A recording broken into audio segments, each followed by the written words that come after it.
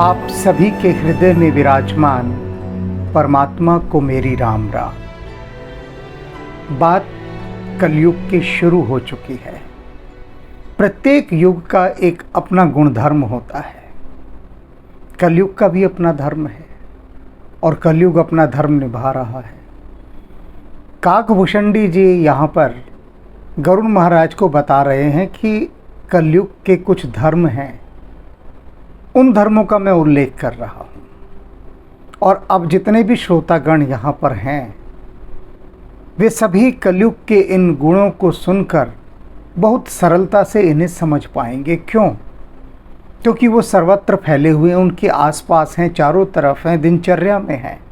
प्रतिदिन वे देखते हैं, बाहर देखते हैं, स्वयं में देखते हैं, अपने अड़ोस पड़ोस में देखते हैं, घर बार में देखते हैं, रिश्ते नातों में देखते हैं, घर दफ्तर में देखते हैं, समाज में देखते हैं, राजनीति में देखते हैं, धर्म में देखते हैं, सब जगह देखते हैं। कलयुग के इस धर्म को काकभूषणी जी व्याख्यायित करते हुए कह रहे हैं, भय लोग सब मोह बस, कि जितने भी लोग हैं ना, ये सभी मोह के वशीभूत हो गए हैं कलयुग के कारण। अब मोह के वशीभूत क्या होता है ये समझ लीजिए। मोह होता है जो धृतराष्ट्र को दुर्योधन से था, अर्थात कि अपने लोग, अपने आदमी और स्वयं चाहे कितने भी अत्याचार करें, कितने भी पाप करें, कितने भी अनाचार करें, लेकिन उस और दृष्टि जाती ही नहीं। प्रत्येक दोष, अपराध, पाप सब क्षम्य होता है यदि अपने ने किया है तो। इसे मोह की दृष्टि कहते हैं, मोह के वशीभूत होना। जो मोह के वशीभूत होता है वह दूसरे की हानि करता है और अपना लाभ करता है। ये उसकी पहली पहचान है मोहग्रस्त व्यक्ति की, और वही धृतराष्ट्र की पहचान थी। और धृतराष्ट्रों से ये पूरा संसार पटा पड़ा है कलयुग में। इसीलिए काकभूषणी जी ने कहा कि कलयुग में सब लोग मोह के वशीभूत हो गए हैं। देखते हैं चारों तरफ लोग किस प्रकार से बेईमानी से धन कमा रहे हैं, भ्रष्ट आचरण से, पाप आचरण से। उन्हें केवल धन से अभिप्राय है। कहाँ से आया, किस प्रकार से आया, किस विधि आया, इससे उन्हें कोई लेना देना नहीं, कोई सरोकार नहीं, क्योंकि मोह के वशीभूत हैं। धन से मोह हो गया। अब जब मोह हो गया तो फिर कुछ नहीं देखना कि उसका मार्ग कौन सा है, और कैसा भी मार्ग हो उसको भी उचित ठहरा देते हैं, क्योंकि मोह के वशीभूत हैं। और क्या है? लोभ ग्रसे शुभ कर्म। और लोभ ने क्या किया है? सारे शुभ कर्मों को ग्रस लिया है, खा लिया है। लोभ यही करता है, जो भी शुभ है उसे लोभ खा जाता है। आप देखिए जितने भी बड़े बड़े भ्रष्ट आचरण हुए संसार में, किस लिए हुए? लोभ के कारण ही तो हुए। अभी जैसे धृतराष्ट्र का उदाहरण दिया, दुर्योधन का भी उदाहरण देना बनता है कि दुर्योधन लोभ से ग्रसित था। जो लोभ था उसने दुर्योधन के सारे शुभ कर्मों को खा लिया था। किस सीमा तक खा लिया था ये भी देखिए आप। वह कहता था, स्पष्ट घोषणा कर दी थी उसने, भगवान कृष्ण शांति दूत बनकर गए थे, लेकिन दुर्योधन के लोभ ने स्पष्ट घोषणा कर दी थी कि मैं पांडवों को सुई की नोक के बराबर भी जमीन नहीं दूंगा। भगवान कृष्ण ने तो कहा था कि भैया रे, तू क्यों अपने भाइयों का बैरी बना हुआ है? अच्छा चल तू राजी रहे, बस उनको 5 गांव दे दे पांडवों को, 5 गांव में वो राजी, मेरी गारंटी है, मैं तुझे वचन देता हूँ, सब झगड़ा समाप्त हो जाएगा, तू केवल 5 गांव दे दे। लेकिन दुर्योधन का लोभ, कर्ण को तो पूरा राज्य दे दिया, उसको अंगराज कर्ण बना दिया।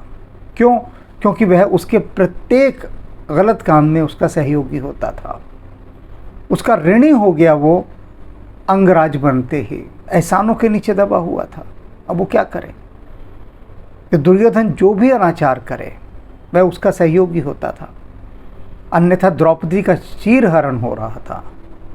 लोग जो कर्ण के बड़े बड़े भक्त बने फिरते हैं, बड़े बड़े भक्त बने, बहुत मैंने देखे कर्ण के भक्त, लेकिन उनको कर्ण का कोई दोष दिखाई नहीं देता।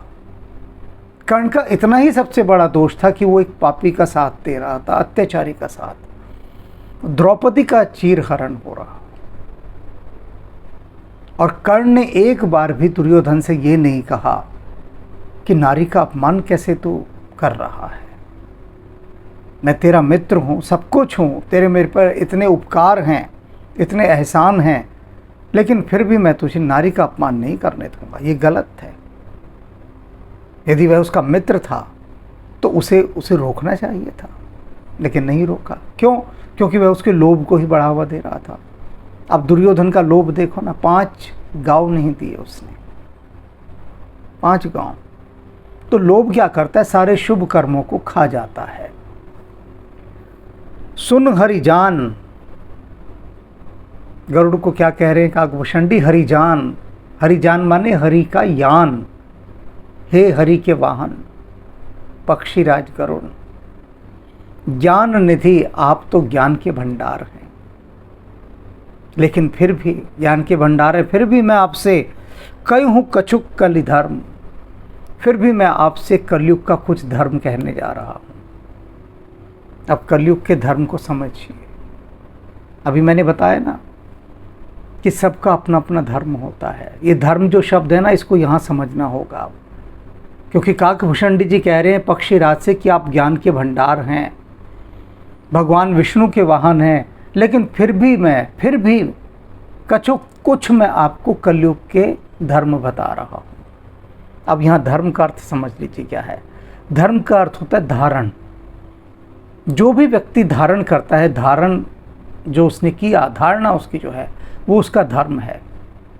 जो धारण करने योग्य है वह धर्म है। अब धारण करने योग्य क्या है, इस पर प्रश्न उठता है। एक चोर कहेगा कि मेरा तो धर्म है चोरी करना, डाकू कहेगा मेरा तो धर्म है लोगों का धन लूटना, लोगों के प्राण लूटना। एक चिकित्सक कहेगा मेरा तो धर्म है लोगों के प्राण बचाना। सबका अपना धर्म है। राजा कहेगा मेरा धर्म है प्रजा का पालन करना। सभी के धर्म है अपने अपने, कि किसको क्या धारण करने योग्य है, किसके लिए। लेकिन जो दुरात्मा है, अब एक राक्षस भी यही कहता है कि लोगों के प्राण लेना मेरा धर्म है, वो उसको अपना धर्म कहता है। चोर चोरी को धर्म कहता है, डाकू डाका डालने को धर्म कहता है। धर्म माने कि मैंने ये धारण किया हुआ है।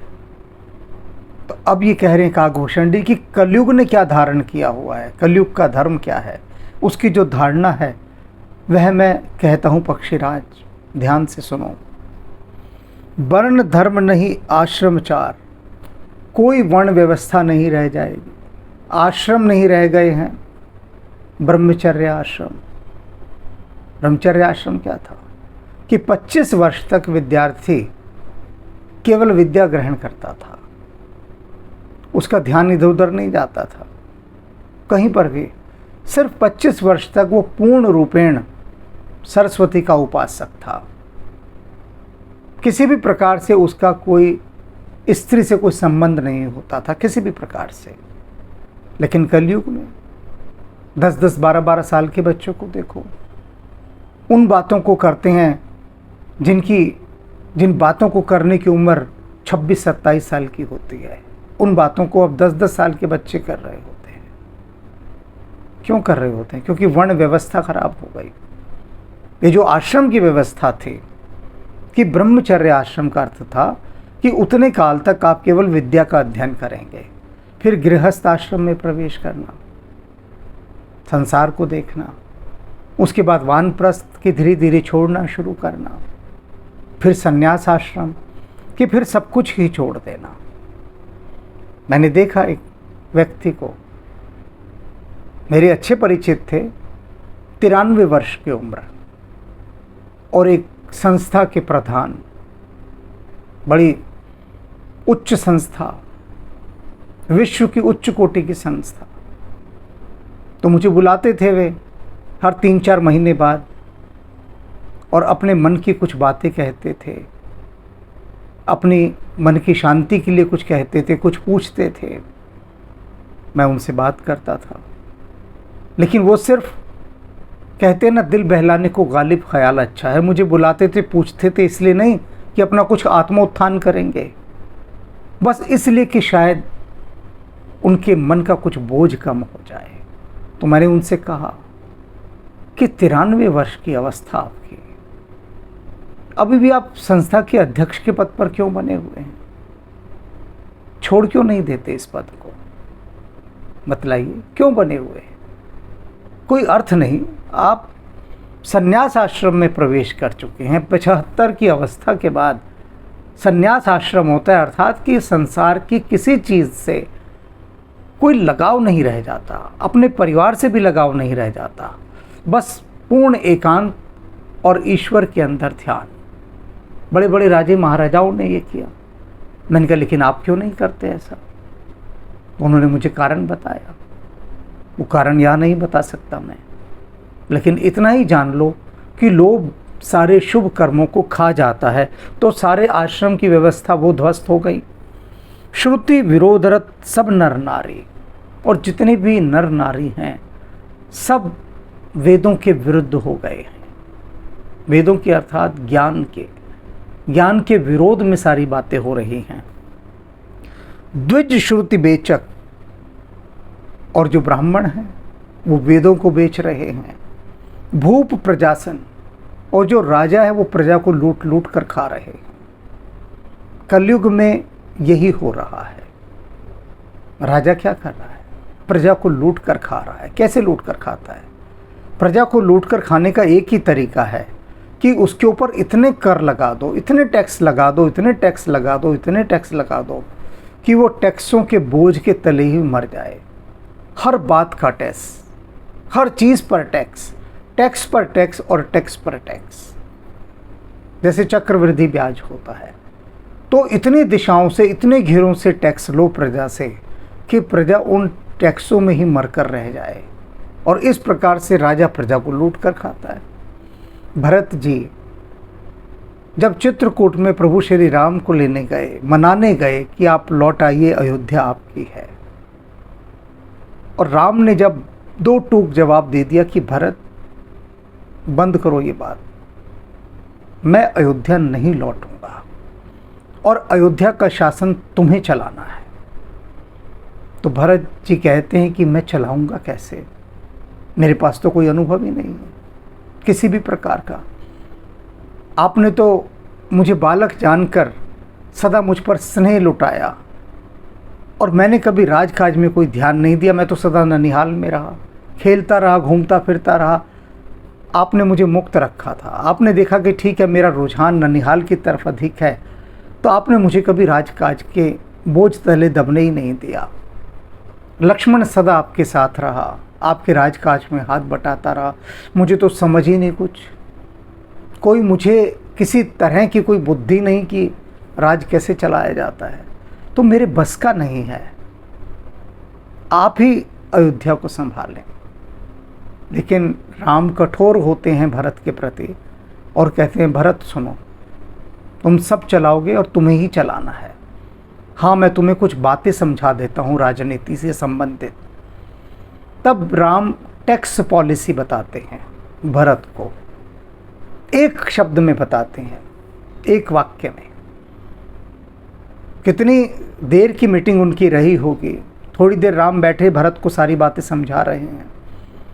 तो उस मीटिंग में राम भरत से क्या कहते हैं कि सुनो, तुम अयोध्या का राजकाज करोगे तो तुम्हारी टैक्स पॉलिसी कैसे होनी चाहिए ये समझ लो। ये जो कई बार मैं जिक्र कर चुका हूँ, हमारा आध्यात्मिक उपन्यास जो है भरत की साधना, उस भरत की साधना में ये सारी बातें हैं। राम ने किस किस तरह से टैक्स पॉलिसी समझाई। तो कहते हैं, सुनो भरत, राजा को प्रजा से टैक्स किस तरह से लेना चाहिए कि जिस तरह से मधुमक्खी फूलों से मकरंद लेती है, उनका रस लेती है, लेकिन फूलों को पता नहीं लगता और फूल आनंदित होता है। वह फूल अपने आप को अभागा समझता है जिस पर मधुमक्खी ना बैठे, और वह फूल आनंदित होता है जिस पर मधुमक्खी बैठती है। तो जैसे मधुमक्खी फूल से उसका रस ले लेती है और फूल को पता भी नहीं लगता, इसी प्रकार से तुम प्रजा से टैक्स लेना कि कब तुमने टैक्स लिया प्रजा को पता ही ना लगे। अर्थात टैक्स इतना कम हो, इतना कम हो। मधुमक्खी कितना लेगी एक फूल से रस? उतना ही लेगी कि फूल खिला रहे। उतना रस नहीं खींच लेगी कि फूल मर ही जाए या मुरझा ही जाए या कुम्हला ही जाए, कभी नहीं लेती। और बल्कि मधुमक्खी फूल से रस लेने के बाद फूल को और आनंदित करती है। अर्थात कि राजा जब प्रजा से टैक्स ले तो टैक्स लेने के बाद प्रजा खुश हो कि हम बड़ी सौभाग्यशाली हैं कि राजा ने हमसे टैक्स लिया और हमने टैक्स दिया। ऐसा ना हो कि प्रजा छाती पीट पीट कर रोए, दहाड़े मारे कि ये राजा है या धन पिशाच कि हर चीज़ पर टैक्स लगाया जा रहा है, हर चीज़ पर टैक्स। तो कहते हैं कलयुग में ऐसा ही होगा पक्षीराज, और ये हो रहा है पक्षीराज। कलयुग का आरंभ हो गया है और कलयुग के अंदर जो राजा है वही प्रजा को विभिन्न विभिन्न प्रकार के उपायों से, विधियों से लूट लूट कर खा रहा है। राम के समान प्रजा को पालने वाला भला कौन है? कौन है? कोई भी तो नहीं है। सब मोहग्रस्त हैं, सबको अपने अपने बच्चे दिखाई देते हैं। एक राम ही थे जिनको पूरी प्रजा दिखाई देते थे, पूरी प्रजा ही उनकी संतान थी। ऐसा राम का भाव था। को नहीं मान निगम अनुशासन, और कोई भी किसी प्रकार के नियमों को, अनुशासनों को नहीं मान रहा है। ये कलयुग में ऐसा हो गया है, कलयुग का धर्म ही ऐसा है। कोई किसी नियम अनुशासन को नहीं मानता। मार्ग सोई जाको ही जोई भावा। कौन सा मार्ग है? जिसको जो भा रहा है वही उसका मार्ग है। वो कहता है मेरा ही मार्ग बढ़िया है, जिसको जो भा रहा है। नियम क्या है, अनुशासन क्या है, मर्यादा क्या है, इसका कोई लेना देना है। मुझे एक प्रसंग ध्यान आता है। एक नवयुवती किसी समारोह में आई हुई थी और उसने जो वस्त्र पहने हुए थे उनको कहते हुए भी लाज आती है जिस ढंग से। तो उसके पास एक संभ्रांत महिला जो भारतीय संस्कृति से परिपूर्ण दिखाई दे रही थी, साड़ी पहनी हुई थी, उसने सिर ढका हुआ था और होगी उसकी अवस्था उस महिला की कोई 70 के आसपास लगभग। तो उसने उस नवयुवती से कहा कि बेटी, तुमने घर से निकलने से पहले का दर्पण में स्वयं को देखा? जो तुम पहनकर आई हो वस्त्र वे भले घर की लड़कियां नहीं पहनती हैं, और वस्त्र तो तुम्हारे शरीर पर है ही नहीं बिल्कुल भी। तो उसकी बात सुनकर उस युवती ने अपनी माँ की उम्र की उस महिला से कहा, माइंड योर बिजनेस। अंग्रेजी में बोला कि अपने से मतलब रखो, आपको कोई अधिकार नहीं है मुझे कुछ कहने का। ये मेरी पर्सनल लाइफ है, मैं जो मर्जी करूं, जो मर्जी पहनूं, आप कौन होती है मुझे कहने वाली? और जिस महिला ने टोका था उसकी आंखें भर आई और उसने कहा कि बेटा गलती हो गई, और कहकर वो मुड़ गई। तो यही बात यहाँ काकभूषण जी कह रहे हैं, मार्ग सोई जाको जोई भावा। जिसे जो भा रहा है वही उसे कह रहा है कि यही मेरा मार्ग है। मर्यादा से कोई लेना देना नहीं। जो कोई खा रहा है, पी रहा है, पहन रहा है, कहता है this is my personal life. ये एक ऐसा डायलॉग मिल गया है कि mind your business, this is my personal life, who are you. ये 3-4 जो शब्द उन्होंने अंग्रेज़ी में रट लिए हैं इस युवा पीढ़ी ने, तो बस उसको वो साकार करती जगह जगह दिखाई देती है। किस प्रकार से कि किसी की कोई मर्यादा को न मानना, पंडित सोई जो गाल बजावा। और पंडित कौन कहला रहा है आजकल? जो जितनी अधिक गाल बजा रहा है। गाल बजाना मुहावरा है, यानी डींगे मारना। जो जितनी अधिक डींगे मार रहा है, बढ़ बढ़ कर डींगे मार रहा है, लोग उसको पंडित कह रहे हैं। पंडित माने ज्ञानवान, कि भाई बड़ा ज्ञान नहीं है, क्योंकि वो गाल बजा बजा कर अपनी बातें कहता है, डींगे मार मार कर अपनी बातें कहता है। अर्थात कि जो जितना अधिक शोर मचा रहा है वह उतना अधिक पंडित माना जा रहा है। मिथ्यारम दम रत जोई, और जो झूठे आचरणों में और अहंकारों में रत है, जो भी व्यक्ति ता कहूँ संत कहूँ सब कोई, उसको सब लोग संत कहते हैं। जितना अधिक झूठा आचरण, अहंकार, उसको लोग संत कहने लगे हैं। जितना बड़ा अहंकार उतना बड़ा संत कहलाने लगा है। तो ये स्थिति कलयुग की है। सोई सयान जो परधर हारे। और सयाना कौन है? कलयुग में कौन सयाना कहा जाता है? जो दूसरे का धन छीन लेता है। जो चोर हैं, उन चोरों को, भ्रष्टाचारियों को सयाना कहा जाता है। एक गीत है, हक दूजेदा मार मार के बनदे लोक अमीर, मैं कहंदा एनू चोरी दुनिया कहंदी तकदीर टेकी मैं झूठ बोलिया। कि हक दूजे का मार मार के, दूसरे का हक मार मार के बनदे लोग अमीर, लोग अमीर बन जाते हैं। मैं कहंदा एनू चोरी, मैं तो इसे चोरी कहता हूँ कि चोर हैं ये तो। दुनिया कहंदी तकदीर टेकी मैं झूठ बोलिया। लेकिन दुनिया के लोग कहते नहीं भाई तकदीर है उसकी, बड़ा किस्मत वाला है। और गीतकार कह रहा है कि किस्मत विस्मत वाला कोई नहीं है, चोर है एक नंबर का। दूसरे का धन हर रहा है, छीन रहा है, और दुनिया कहती है तकदीर देखो कितनी बड़ी है, कितनी अच्छी तकदीर है इसकी, वो उसे तकदीर कहती है। तो यहाँ वही बात कह रहे हैं, सोई सयान जो परधर हारे। कौन सयाना कहा जाता है? जो पराय धन का हरण करता है। देखिए ना कितने कितने सिद्ध पुरुष यहाँ के, जो भारतवर्ष का, अपने ही देश का, न जाने कितना कितना धन हरण करके विदेश ले गए, देश ही छोड़कर भाग गए। बड़े सयाने कहलाते हैं, लोग उनकी प्रशंसा करते हैं, कहते हैं देखो वाह क्या बुद्धि का कौशल है। भाई कुछ भी हो, चाहे देश का पैसा चुराया, लेकिन दिमाग देखो भाई आदमी का, क्या दिमाग है। सरकार को भी नचा दिया, सारे सिस्टम को अपने हाथ में ले लिया। लोग उसके शान में कसीदे पढ़ते हैं।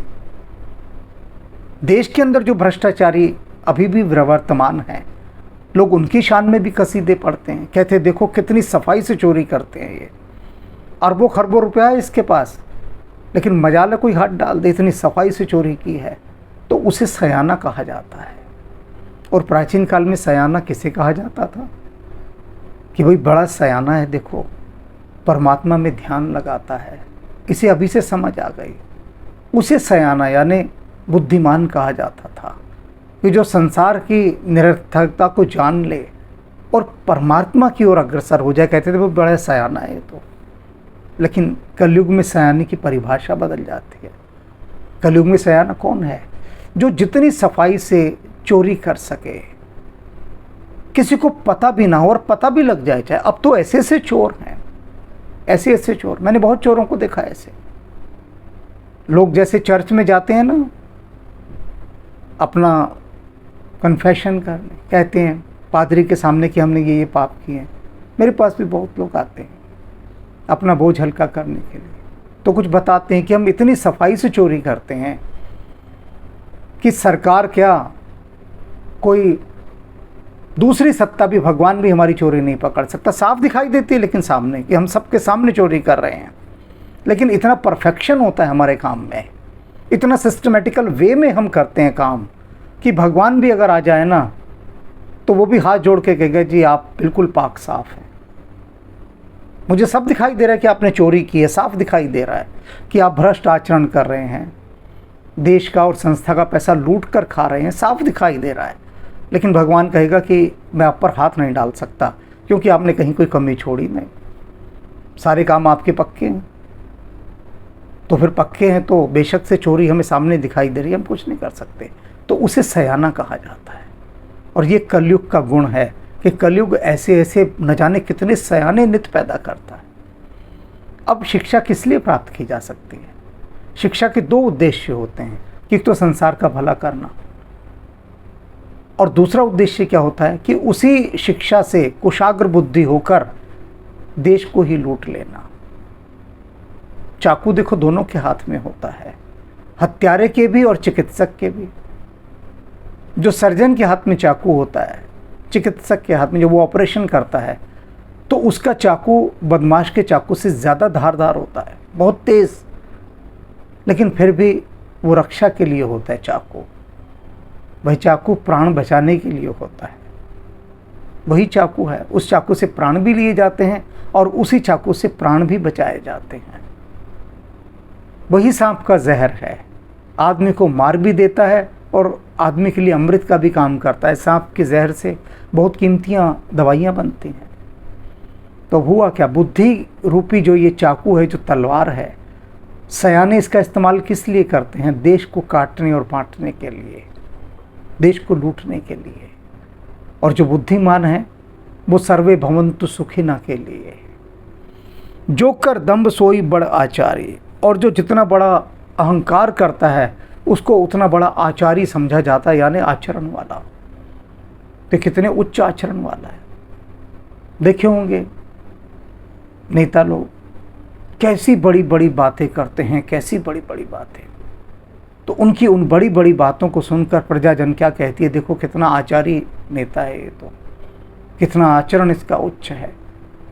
लेकिन कर्म थोड़ी ना चुपते हैं, कर्म तो सब कुछ कह डालते हैं। जो कहे झूठ मस्खरी जाना, कलयुग सोई गुणवंत बखाना। कलयुग गुणवंत किसे बखानता है? किसका बखान करता है कि भाई बड़ा गुणवान है? तो किसका करता है? जो कहे झूठ मस्खरी जाना, जो झूठ बोलता है, नित और मस्खरी करता है, छिछोरी बातें करता है, ओछी बातें करता है, हल्की बातें करता है और दिन भर झूठ बोल रहा है, दिन भर झूठ, और लोग उसे गुणवंत कहते हैं कि बड़ा गुणवान है ये। तो गुणवान कुछ नहीं, झूठ का ढोल ऐसे बजाता है, ऐसे बजाता है कि संसार को लगता है कि भैया यही गुणवान है। क्योंकि जो सच में गुणवान लोग हैं, गुणी जन हैं, वे तो चुप रहते हैं, शांत रहते हैं। कोई भूले भटके उनकी प्रशंसा भी कर दे तो वो हाथ जोड़ देते कि अरे अरे राम राम राम राम। अरे भैया हम में ये गुण कहाँ है? आप क्यों हमारी इतनी प्रशंसा करके हमें लज्जित कर रहे हैं? लेकिन जो दम्भी हैं, झूठे हैं, मक्कार हैं, मस्खरे हैं, छिछोरे हैं, वे इन बातों को बढ़ावा देते हैं अपने, और संसार में स्वयं को गुणवान कहलाते कि हमसे बड़ा गुणवान कोई है ही नहीं। ये सारी बातें जो अभी कागभूषणी जी पक्षीराज गरुड़ को बता रहे हैं, हम सब तो उसी कलयुग में जी रहे हैं ना। तो जितनी बातें अभी बताई, सोचिएगा कि कहाँ कहाँ और किस किस में आप देख रहे हैं। इन सभी बातों के पात्र आपको अपने जीवन के आसपास भरपूर मात्रा में दिखाई देंगे। भरपूर, कहते हैं ना कि एक ढूंढो तो 1000 मिलेंगे, यहाँ तो एक ढूंढो तो करोड़ मिलेंगे। आसपास सर्वत्र, यत्र तत्र सर्वत्र कलयुग की जो धारणा है, कलयुग का जो ये धर्म है, ये संसार के लोगों ने धारण कर लिया है। अब कलयुग का जो प्रभाव किस प्रकार से जनमानस के ऊपर बैठ चुका है, उसकी कागभूषणी जी एक एक करके सारी जन्मपत्री हमें दिखाते जाएंगे। क्यों दिखा रहे हैं? कि जिससे हम देख सकें, समझ सकें, जान सकें और अपने ऊपर से कलयुग के प्रभाव की, कलयुग की इस गर्द को झाड़ सकें। गर्द तभी तो झड़ेगी जब उसका पता होगा। आपके वस्त्रों पर अगर कीचड़ लग जाए और आपको पता ही ना हो कि कीचड़ लगा है, तो आप कीचड़ लगे वस्त्रों के साथ ही चलते रहेंगे। तो कहीं कोई खबर कर दे कि देखो भैया कीचड़ लगा है, और कीचड़ को देखकर आप मान भी ले कि हाँ कीचड़ लगा है, तब तत्काल धोएंगे उसे, तत्काल। लेकिन ऐसे बहुतेरे इंसान हैं कि कोई कहे कि देखो आपके शरीर पर कीचड़ लगा है, तो कहेंगे कि हाँ लगा है, हमने खुद लगाया है। बोलो तुम कौन होते हो, तुम्हें क्या लेना देना? कीचड़ हमें लगा है, हमारे कपड़े, तुम्हें क्या मतलब? वो डांट देंगे, झिड़क देंगे। क्यों? कलयुग के प्रभाव के कारण। तो आज कलयुग का ये जो प्रभाव है, हमें जांचना है कि कहीं किसी प्रकार से इस कलयुग ने हमें तो भी तो अपने प्रभाव में नहीं ले लिया है, और यदि ले लिया है तो थोड़ी चिकित्सा होनी चाहिए, थोड़ी चिकित्सा, अधिक नहीं, थोड़ी, क्योंकि थोड़ी चिकित्सा ही वह समझ दे देगी कि हम बड़ी चिकित्सा की ओर बढ़ने लगेंगे।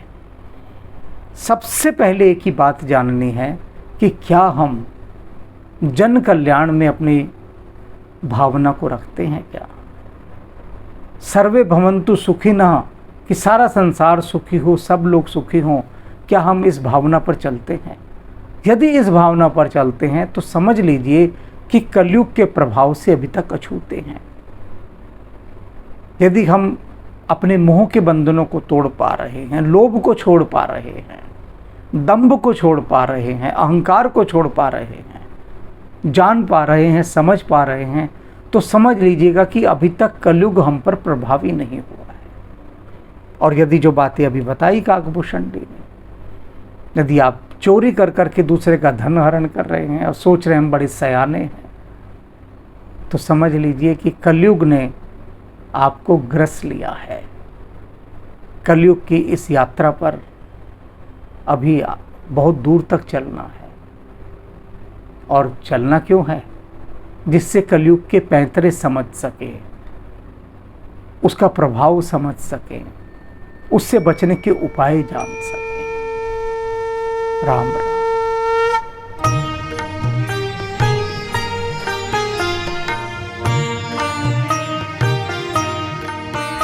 जय जय कपिनायक निज सुखदायक, शंकर स्वयं अनूपा। जय भक्ति विकासक दुर्गुण नाशक, सच्चिदानंद स्वरूपा। जय पवन कुमारा परम उदारा, केसरी कुंवर स्वरूपा। जय अंजनी नंदन सुर मुनि रंजन, दुख भंजन सुख रूपा। दुख भंजन सुख रूपा।